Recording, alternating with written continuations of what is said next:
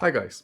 As usual, all the necessary links in the video description, and my test system setup for Douk Audio H5 is also in the video description. I've made a point a few months ago that I will not be reviewing more expensive gear only, but also affordable stuff that can be an entry point to an audio journey.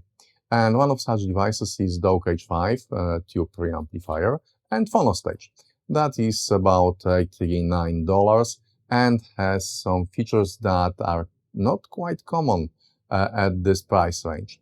It was designed to match A5 TPA 55 based amplifier that is quite popular, and together they form a matching set that can be a desktop, bedroom or office minimal setup, or maybe entry-level, first-time setup for someone new to this hobby.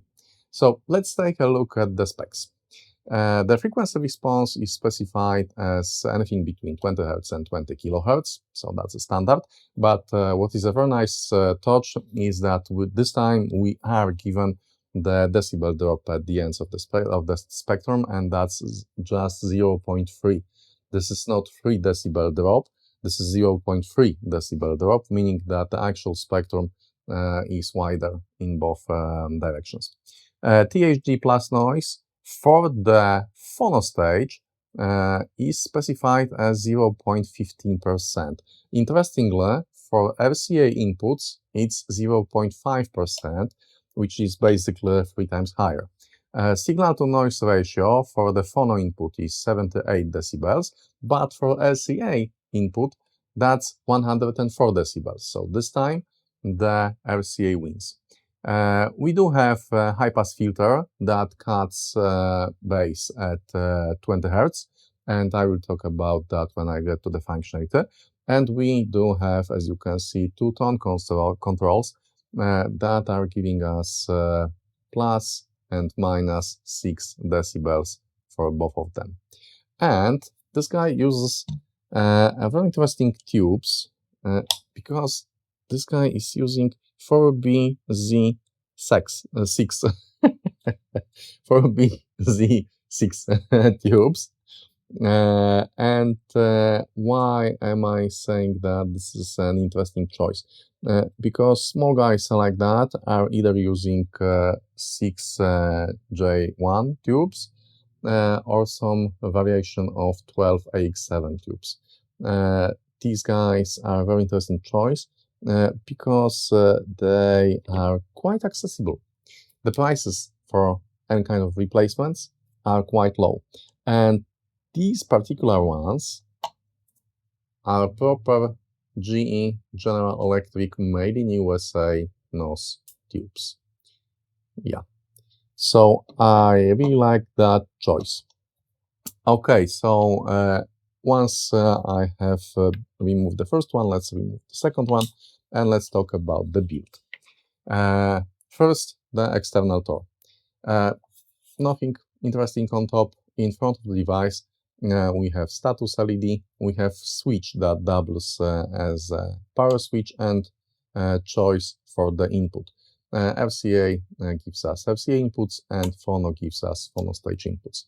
Then we have tone controls, volume control, and some venting holes on the sides. Nothing interesting on the bottom. And in the back of the device, we have 2 sets, not one, but 2 sets of RCA outputs. So you'll be able to connect the power amplifier and headphone amplifier to this preamplifier, or maybe headphone amplifier and a set of powered speakers, whatever. But you can connect 2 devices at the same time. Then we have active subwoofer output, and interestingly, we have a choice of the cutoff frequency for the subwoofer output, and both of them are quite high, 180 Hz and 250 Hz. I'm not sure about that switch, about that choice, because most of the active subwoofers nowadays is having an active crossover internally anyway, so you will be probably setting the crossover frequency on the subwoofer anyway. And then we have 2 sets of inputs.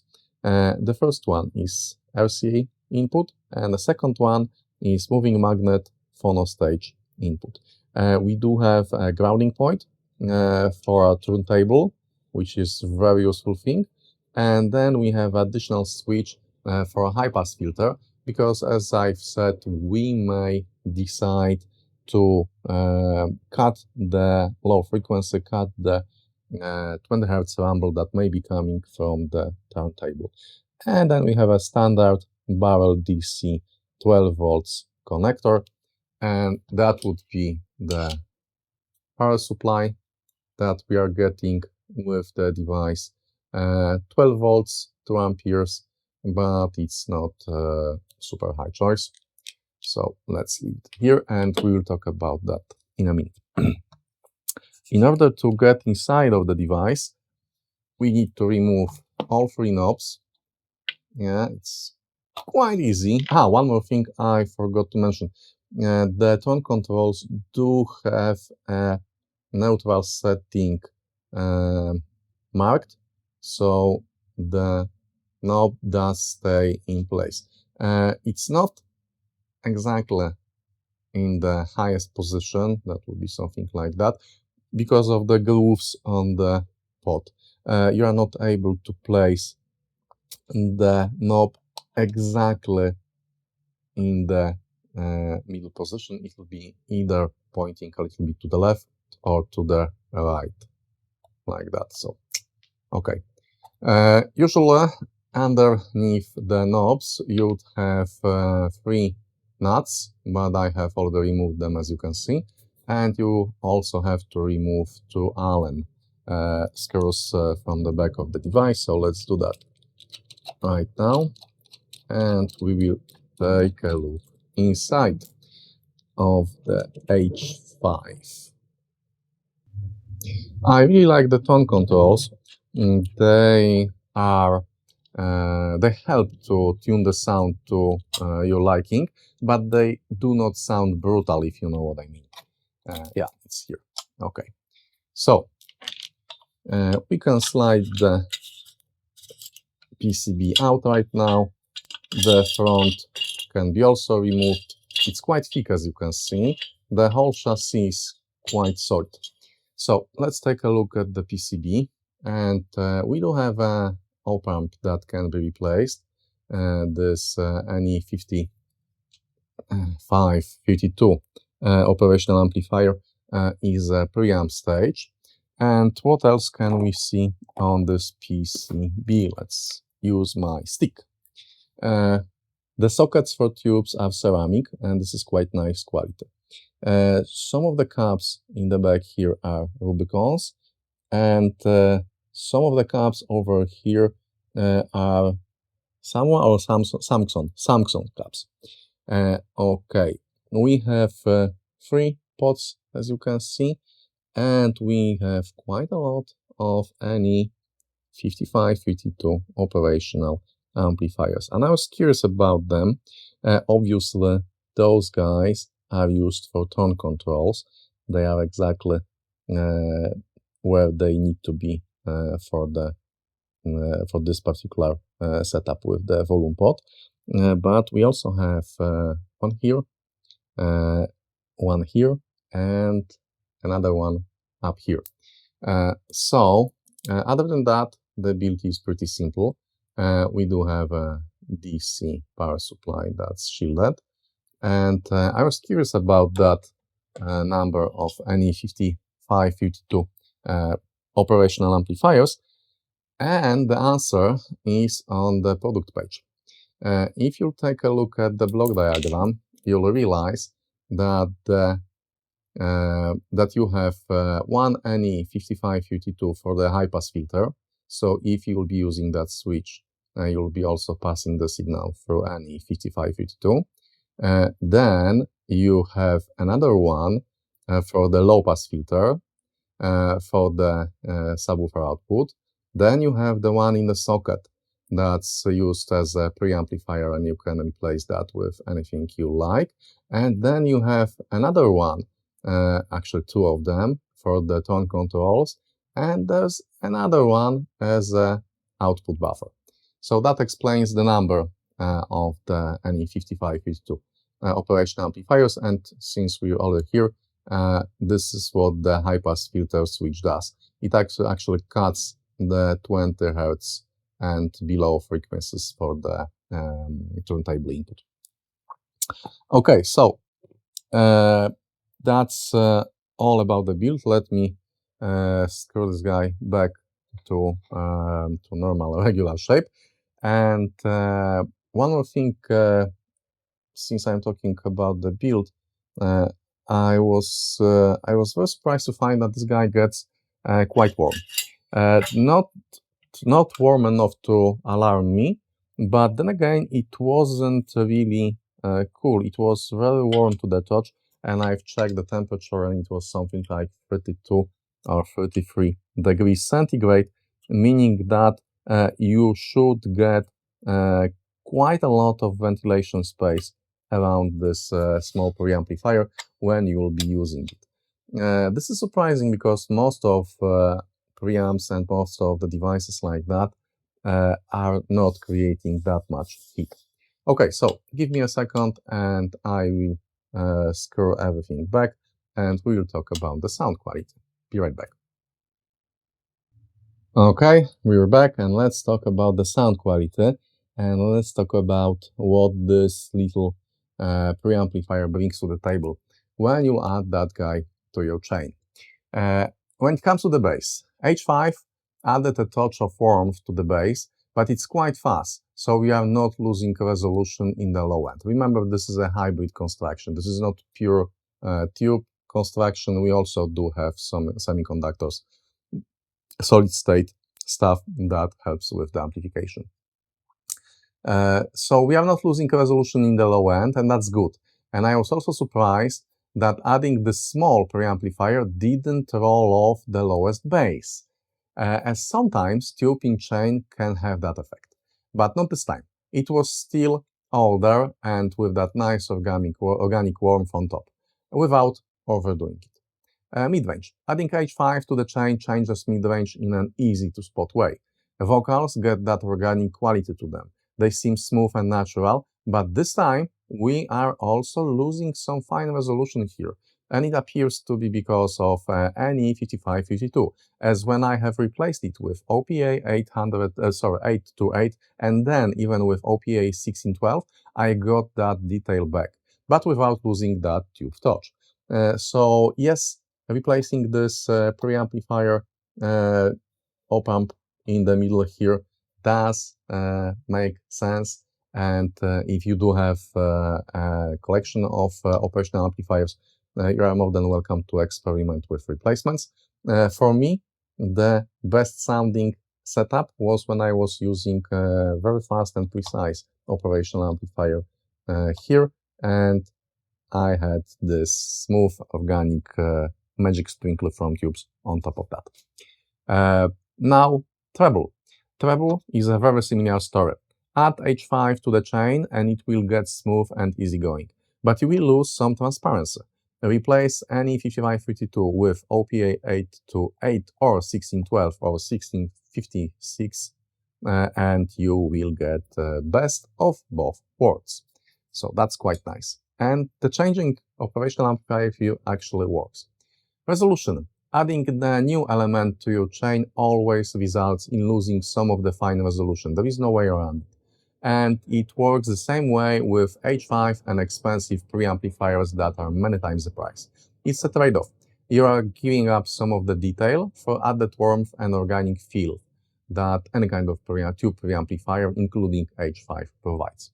But again, I highly recommend some opamp rolling, as some of the detail loss coming from NE5552 can be fought back with another operational amplifiers.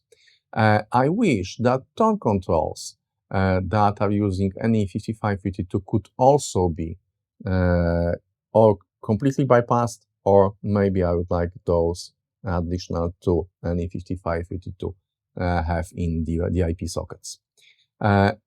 Soundstage and imaging. I think this is the area where H5 shines. Soundstage gets wider and significantly deeper in Supercut by Lord at 2.50 seconds mark, you can easily hear at the depth. Her voice moves back and into the stage. So we get a very nice layering, very good center image, and some sounds will get projected in front of the speaker line. And with this guy, the sounds coming from the front of the speaker line will be closer to you. Some of them will be closer, the things happening in the back will be a little bit further, and the sound stage will grow in width. So yes, this is tube effect, and that's why you would want to add something like tube preamplifier to your chain. Okay, summary. At $89, H5 is a very interesting choice if you want to try and add some tube signature sound to your music.